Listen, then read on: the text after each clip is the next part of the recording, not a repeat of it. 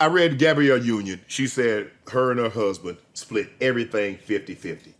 And I'm listening to you guys, and you know, marriage is a person-to-person thing.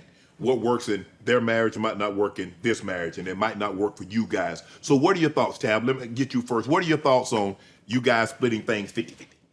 I don't know, really know about 50-50 because it's 100-100. Right. Right. What's mine is his, and what's his is mine. Like, Right. when we started our relationship, we had one bank account. One. Right. We both had a debit card. That was it. Was there anything in it? Honey, some overdraft fees. Them overdraft fees used to kill us, honey. But we, you know, that's when we both was working at the call center together, right? So all our money went together. We balanced it together. We kept a notebook, and we would do bills in the notebook, and we would talk about how much we gonna have from there. Our real savings, we only had that account because it was starting to be a part of life where you had, that's how you, but our real savings was in a Nike shoebox. Mm-hmm. Yeah. Wow. So it's always been our money together. Right. And now we have multiple accounts, but we're both still on them all. So there's no money that he don't know about. There's no money I don't know about. We just in it together. Wow. So to see Tab, because this is not traditional. This is the different way of doing things. Normally the husband goes off to work. Mm-hmm. The wife stays at home, takes care of the kids. Okay, boom. Now you'd have a very non-traditional. Mm-hmm. And you, like you said, you're like, I'm cool with it, bro. I'm cool with it. I'm good. How do you? Because a lot of times it's the homeboys. Because they always got something to say, man, I can't believe you let your woman take care of you. It's talking all crazy.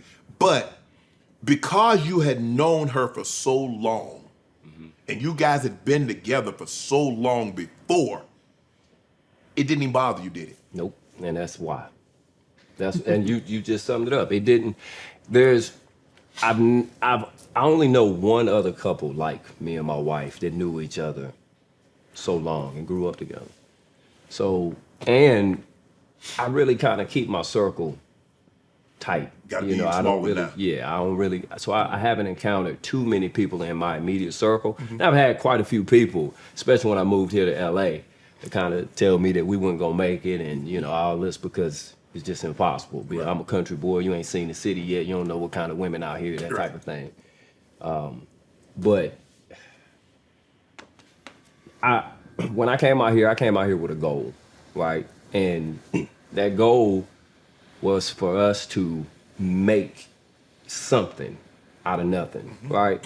So I found I just associated with people who were married, other young people who were married or other people who were married and like-minded. And when it started going left with negative thinking and negative, I kind of put a wedge in there to protect what I got in my household. Wow. I heard Steve Harvey, like I said, I had him on, he said, a blended family is hard. Mm-hmm.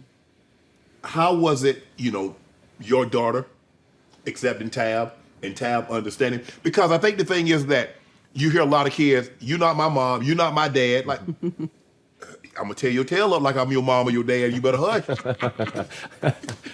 Hard. It's hard. It is definitely hard, but I don't think it's because of the children, right? The adults make things hard, right? Really? Absolutely. So for me, I've been Leah's stepmom since she was 2. So she don't know nothing else. Right. Her parents were never together. Right. So she never saw that. Right. So all she knows is this. And it's always been Tab. I ain't never, I was a stepmom before I was a mother. Wow. Right. I had that role before I was a mama. Right. So, and I always loved it. Right. It was always a fun thing for me, and I still do. I mean, she's good and grown now. She about to be 28. So.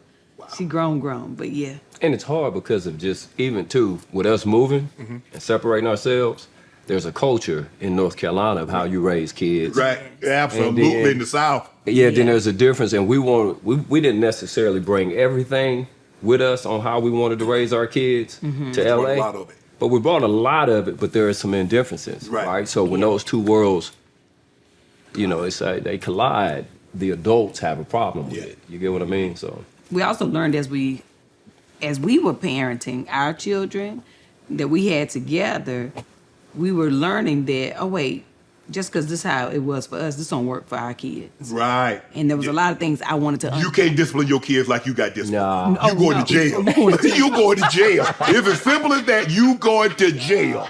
Right, exactly. Like that ain't working, okay? No. No. You can't go out there and get no switch off the palm tree, okay?